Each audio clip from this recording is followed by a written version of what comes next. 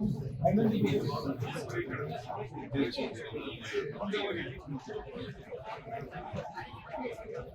ಒಂದು ಕಾರ್ಯಕ್ರಮಕ್ಕೆ ಯಾರಾದರೂ ಮಾಡಿ ಕರ್ಕೊಂಡು ಆಸೆ ಹಾಗಾಗಿ ಈ ರೀತಿ ಒಂದು ನ್ಯೂಸ್ ಬರಬೇಕಾದ್ರೆ ಒಂದು ರೀತಿ ನಾಯಕನ ಅಷ್ಟೇ ಅಲ್ಲದೆ ಅವರ ಹಾಡುಗಳ ಶಿಷ್ಯನ ಹಾಡುಗಳಿಂದ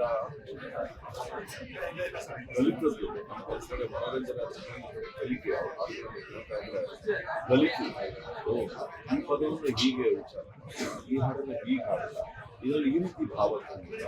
ಮತ್ತೆ ಒಂದ ಎರಡ ಸಾವಿರಾರು ಹಾಡುಗಳಲ್ಲಿ ಇಷ್ಟು ಭಾಷೆಗಳಲ್ಲಿ ಜೀವ ತುಂಬಿ ಆ ಜೀವ ಇವತ್ತು ಮೈಸೂರಿನಲ್ಲಿ ಈ ರೀತಿ ಬಹಳ ಕಷ್ಟ. ಆದರೆ ಸತ್ಯ ಕಳೆದೇ ಬಹಳ ಕಷ್ಟ.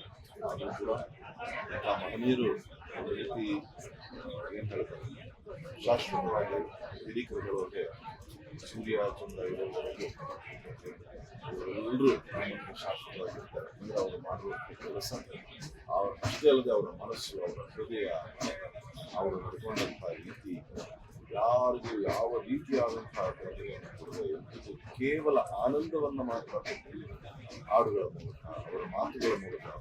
ಮತ್ತೆ ನಾನು ಅನೇಕ ವಿಡಿಯೋಸಲ್ಲಿ ನೋಡಿದ್ದೀನಿ, ಕೆಲವರು ಹೊಸಬರನ್ನ ಅವರು ಅಷ್ಟು ಪ್ರೀತಿಯಿಂದ ಅವ್ರಿಗೊಂದು ಹೇಳ್ತಾರೆ ಎನ್ಕರೇಜ್ಮೆಂಟ್ ಕೊಡೋದಾಗಲಿ ಅಥವಾ ಒಂದು ಮಾರ್ಗದರ್ಶನವನ್ನು ನೀಡೋದಾಗಲಿ ಎಲ್ಲಕ್ಕೂ ಅವರು ಯಾವಾಗಲೂ ಸಿದ್ಧರಾಗಿದ್ದಾರೆ.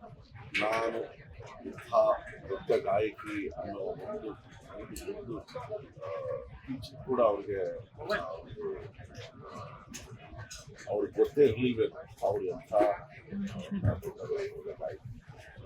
ನಾವು ಒಬ್ಬ ಗಾಯಕನಾಗಿ ಸಂಗೀತ ರಸಿಕನಾಗಿ ಇಡೀ ಲೋಕಕ್ಕೆ ಒಂದು ತುಂಬಲಾದ ಅವರ ಪರಿವಾರವನ್ನು ಭೇಟಿಯಾಗಿ